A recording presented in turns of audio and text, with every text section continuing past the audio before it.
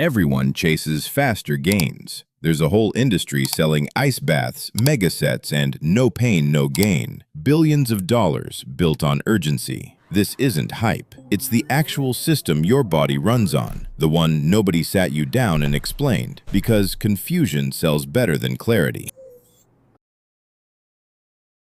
Between 25 and 55, most people live the same cycle. Train hard for 2 weeks, expect fast results, get frustrated when the mirror doesn't match the effort, and quit. Then repeat next year, usually around the same time. A birthday, a new year, a wedding on the calendar. The problem isn't effort. Most people trying this aren't lazy. They're working against their own biology without realizing it. They fight their training with willpower alone, sprinting on motivation that burns out in weeks when the body actually runs on a system that rewards consistency over intensity. Myth 1. Jump in an ice bath right after training to boost recovery. It feels productive, cold, dramatic, something you can post about. In reality, cold right after strength training can blunt the exact signal your muscles just worked to create. Inflammation right after lifting isn't purely bad. It's part of how your body knows to rebuild stronger. Flood that signal with cold too early, and you can blunt the very adaptation you trained for. Save the ice bath for later in the day, just not immediately after the work is done. Myth 2. Longer sessions mean more results. If 1 hour works, 3 hours should work triple. Push past about an hour of hard training and rising cortisol starts working against the growth you're chasing. Cortisol isn't the enemy in small doses. It's part of a normal stress response. But sustained high levels start breaking down tissue instead of helping rebuild it, and your focus and form drop right along with it. More time in the gym isn't more progress. Past a certain point, it's a curve that quietly turns against you. Myth 3. Enough crunches will burn fat exactly off your stomach. Target the area, burn the area.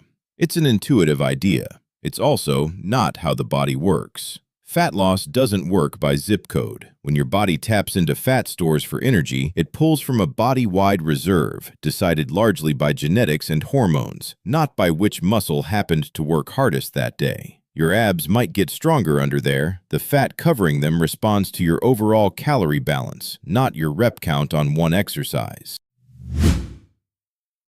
Myth 4. Train every day for faster results. More sessions, more progress. Simple math.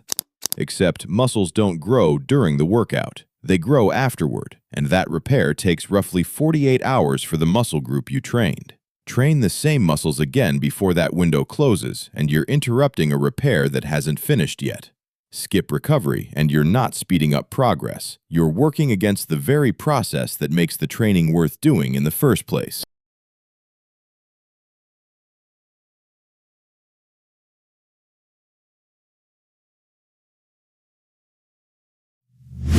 Here's the actual mechanism in plain terms. Muscle grows when training creates a stress signal, microscopic damage essentially that tells your body something needs to adapt. Protein gives your body the raw material to rebuild that tissue, and rest is what actually lets the rebuilding happen, not a passive gap, an active part of the process. Skip any one of these three and the system breaks down. Train without enough protein and there's nothing to rebuild with. Eat well but never train and there's no signal to respond to. Do both but never rest and the repair never finishes. Step 1. Cap intense training around 45 to 60 minutes. Past that, you're mostly accumulating fatigue, not results. Quality beats duration every time. Step 2.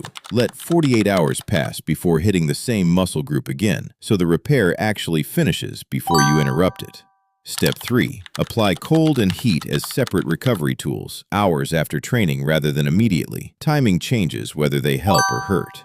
Step 4. Spread protein across the day instead of one big meal. Your muscles rebuild continuously, not all at once, so steady supply beats a single large dose. Step 5. Track total body activity, not just ab exercises, if fat loss is the actual goal. The scale responds to your whole day, not one exercise. You don't have to track all of this in your head. That's a lot to hold on to during a workout. IQetics does the math for you. Training load, recovery windows, and progress all in one place, so you just show up and follow the plan.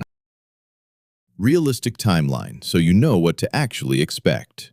Week 1. Your body adjusts, mostly water and inflammation settling, not real muscle yet, even though the scale might already move. Week 2 to 3. You start seeing actual strength gains on the same lifts. That's real adaptation, not water weight. By week 4 to 6, visible changes appear, but only if recovery stayed consistent the whole way through, not just the effort on training days. Quickly, what's not worth your attention? Fat-burning supplements, minimal real effect. Detox teas, that's water weight, not fat. Warming belts and creams, they heat your skin, not the fat underneath. Expensive DNA fitness tests, interesting data, but the real answer was never a secret. Training and recovery, done consistently. Everyone misses a session, overeats, or skips a rest day sometimes. That's normal, not a failure. Training without recovery is like ringing a bell and grabbing it before it can actually ring. Let the system work. Consistency beats perfection every time. See you in the next one.